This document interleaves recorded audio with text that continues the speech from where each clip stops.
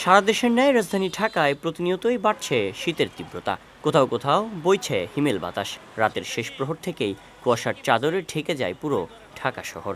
আর তাতেই শীতের দাপটে বিপর্যস্ত হয়ে পড়ছে জনজীবন। ঘন কুয়াশার কারণে সড়কে যানবাহন চলাচলেও বিঘ্ন সৃষ্টি হচ্ছে। দুর্ঘটনা এড়াতে যানবাহনগুলোকে হেডলাইট জ্বালিয়েই চলতে হচ্ছে। এদিকে জরুরি প্রয়োজনে যারা ঘর থেকে বের হচ্ছেন তাদের পড়তে হচ্ছে ভোগান্তিতে। অন্যদিকে কনকনে ঠান্ডা ও হিমেল হাওয়ার কারণে গরম পোশাক পরেও শীতের তীব্রতা সামাল দেয়া কঠিন হয়ে পড়ছে সাধারণ মানুষের জন্য। গত কিছুদিন আগে আমি বাড়ি ছিলাম, তখন তো মনে করেন যে কম্বল ছাড়া উঠতেই মনে চায় নাই, খুব শীত। কারণ ঢাকাতে আসার পরে মোটামুটি ঠিক আছে, গত দিনে অনেক শীত ছিল, আজকে কম। অনেক কুয়াশার কারণে গাড়ি পাইতেছি না, অফিসে যাইতে পারতেছি না, তীব্র শীতের কারণে ভোগান্তিতে আছি।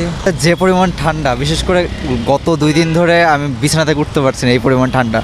আর তার উপর দিয়ে তো কি বলবো, যে আমার কোচিংয়ে যাওয়া বা স্কুলে যাওয়া এই সময়গুলো এত পরিমাণ ঠান্ডা, সকালে উঠতেই মন চায় না, যে পরিমাণ ঠান্ডা।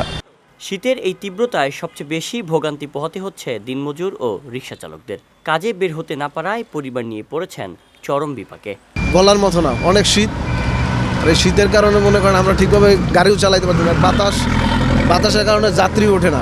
তবে শীতের তীব্রতা নিয়ে সুখবর দিয়েছে আবহাওয়া অধিদপ্তরের আবহাওয়াবিদ ডাক্তার মোহাম্মদ বজলুর রশিদ। তাপমাত্রা যেটা আছে বর্তমান, মোটামুটি আগামীকালকে এরকমই তাপমাত্রা থাকবে।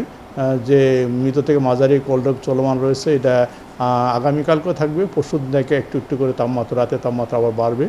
আর যেটা হচ্ছে, যেহেতু ঘন কুয়াশাটাই ছিল বড় ফ্যাক্টর, এই ঘন কুয়াশা হয়তো 2-1 দিন একটু কম বাড়া হতে পারে।